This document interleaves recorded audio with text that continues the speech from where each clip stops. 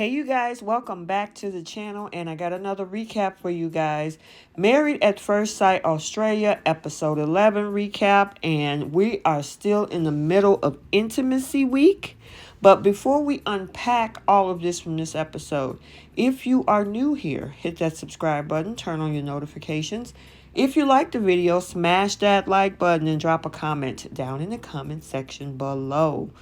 So, with Intimacy Week well underway, our couples are embracing Alessandra's task, designed to help the brides and grooms form more of a deeper connection with each other. But, while the tasks are working for most, they lead one bride to an unexpected realization. So, without further ado, let's unpack how these couples' relationships are currently progressing during this intimacy week. So let's start off with Selena and Cody. So Selena had a birthday. She turned 33. And Cody decided he wanted to make her feel very special by making her some freshly cooked meals, a birthday cake, some sweets, and some flowers.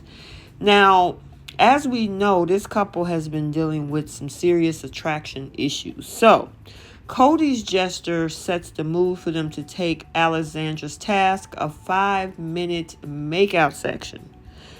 Thankfully, Selena's initial worries of there being too much saliva don't end up being a reality.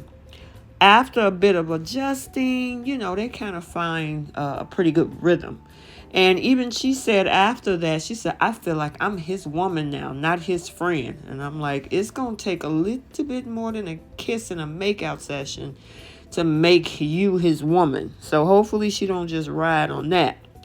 Anywho, later on, we see Cody writing a very personal letter to Selena to help him open up further. And he went on to talk about his dad, how he passed away when he was 15. And then, there were nights after his dad passed away that he cried in the shower. But he always kept things to himself. He never revealed those emotions in public.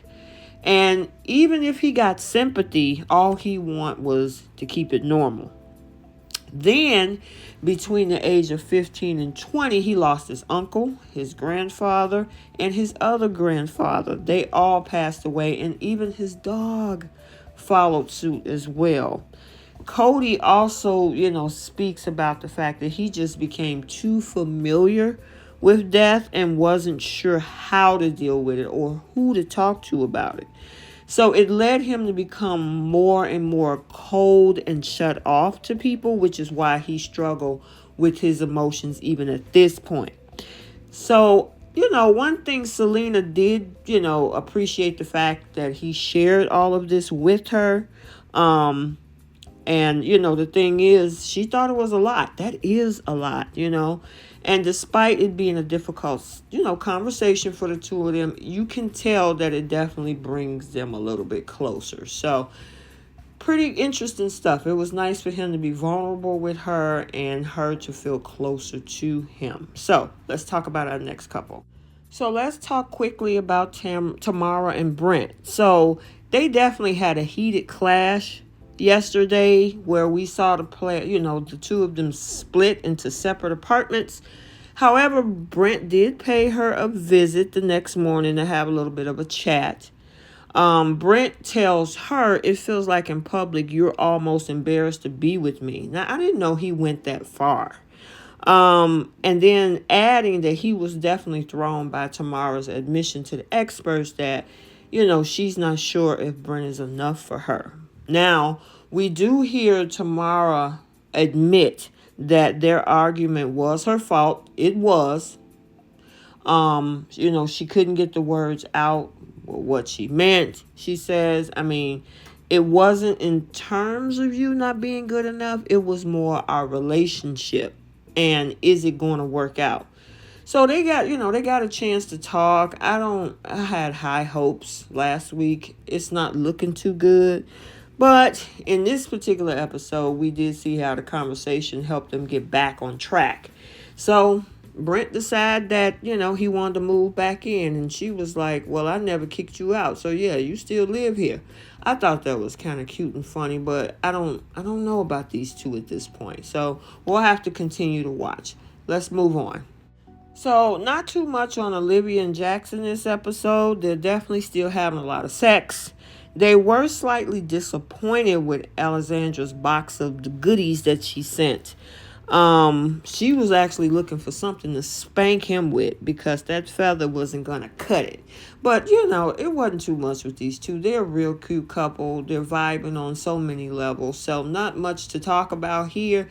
But at least, we get to see them kind of be a little bit more playful with each other as they, explore intimacy. So let's move on to one of the other couples.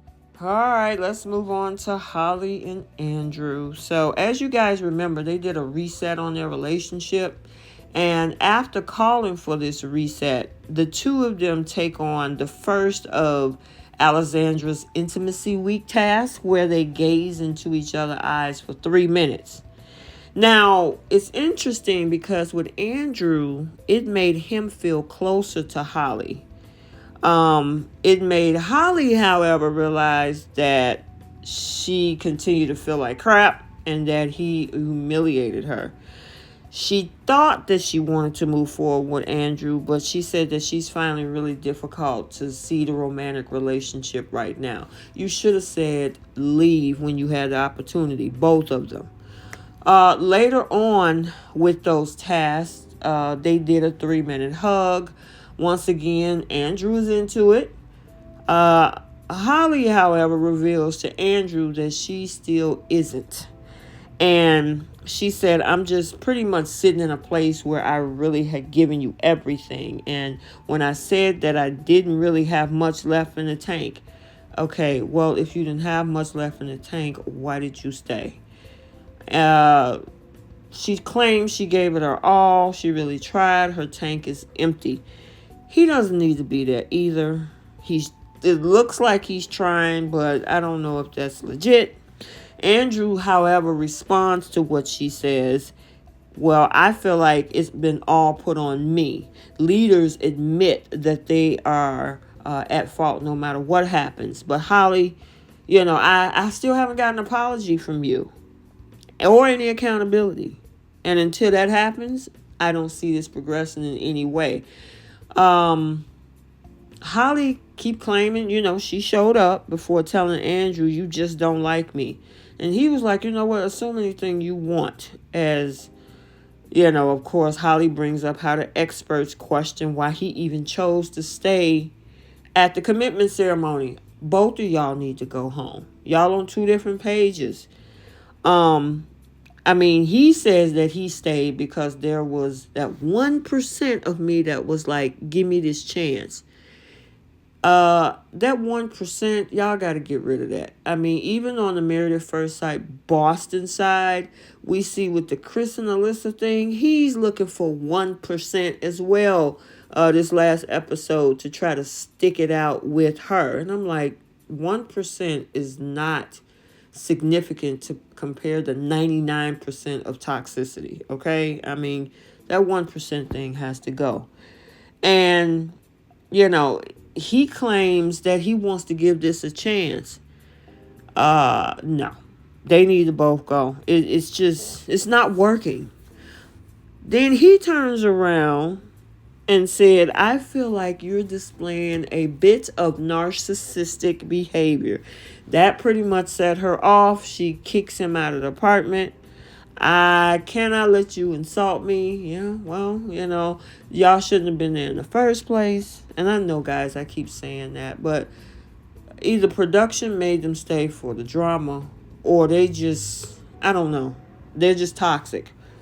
She claimed that she's went from sad to depressed to angry, and her gut is telling her that his behavior is disgusting. Yeah, this ain't gonna get no better. Andrew, go home. You get your son, a 3-year-old, is back waiting for you. Let Holly find a person who wants to be with her to have a baby with. Just keep it moving.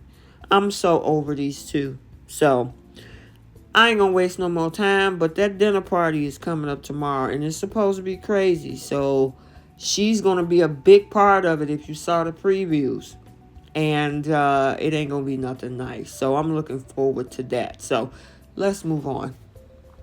Next up is this playful couple that we saw in this episode, Dominica and Jack. Now, noticing that Dominica doesn't feel desired by Jack, Alexandra decides that the solution is a day out pole dancing. Jack got on that pole and he was doing pretty good. I'm like, Jack, you've been pole dancing before? And Dominica decided to put her gold stilettos on and swing around that pole in a movement that Jack described as god darn hot.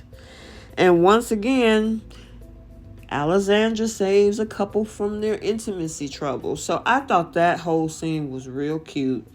I understand that pole dancing can actually be an exercise these days because you got to use your core, and of course there's some cardio involved, but it's definitely a very, very sexy activity. So she definitely looked like she knew what she was doing, and it was definitely something to turn Jack on. So it was a win-win situation with this couple. So let's move on to our next. Next up is Ella and Mitch. So this looked like a train wreck, which we were watching. That is Mitch's tantrum over Alexandra's 5-minute makeout session task. He called it stupid. And I'm like, this is supposed to be the sexiest couple, the hottest couple, and he don't want to do a makeout session. Sorry, guys. He called it pointless. We shouldn't even be doing it.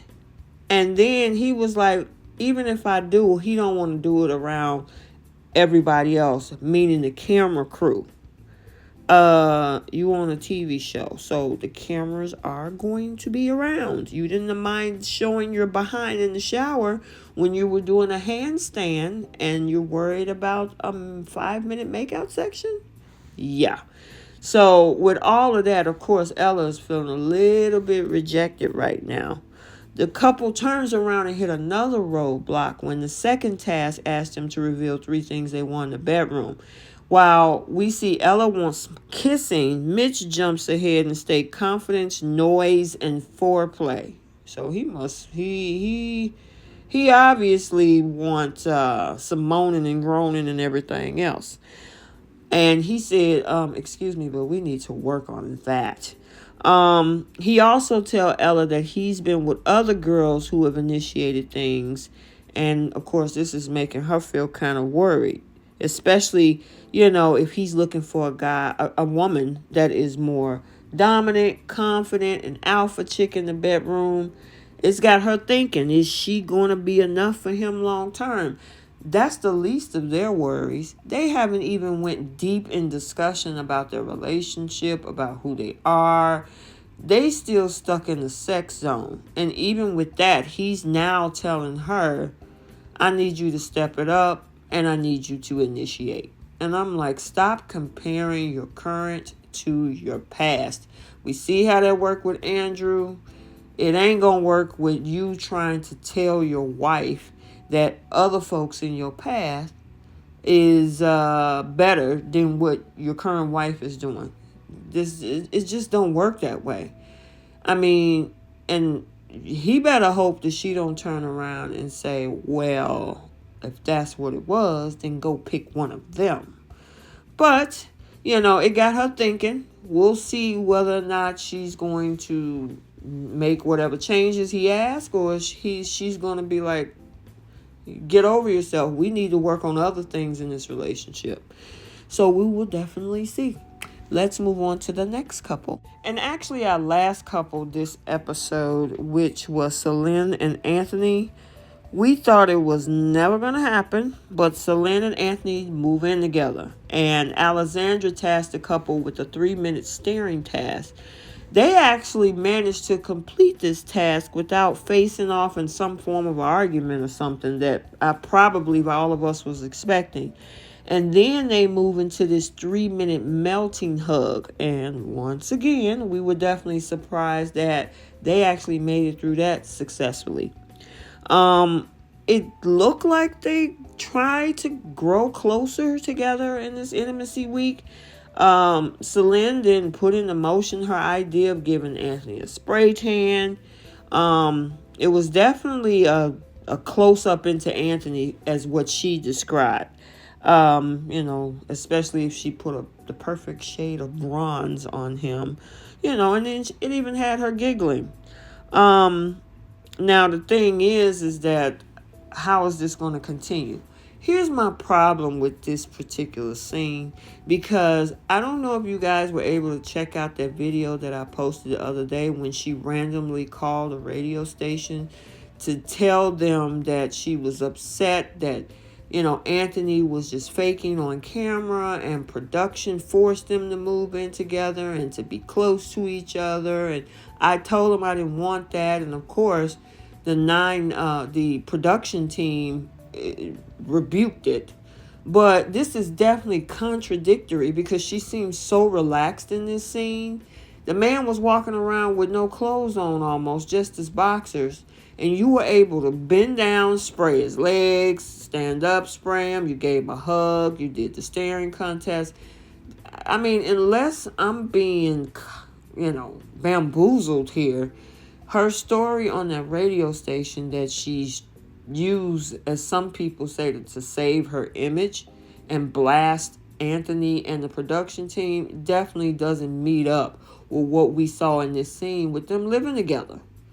Make that make sense. So I don't know about all that. And like some of you guys said in the comment section, they don't believe a word that she says because the reality is going to show. It's one thing if we saw a bunch of edited scenes. I can usually tell when there are jump cuts, clipping. We see a clip that the sun is up. We see another clip that the sun is not out and it's dark and it's the same look like scene.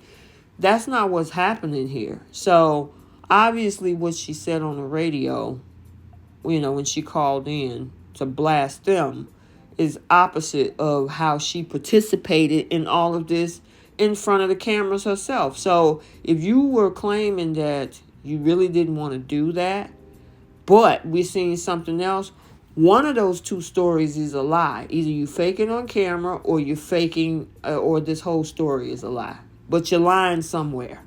So, anywho, that's enough of my rant. I hope you enjoyed this video. Like, comment, and subscribe, and we will see you in the next one. Bye.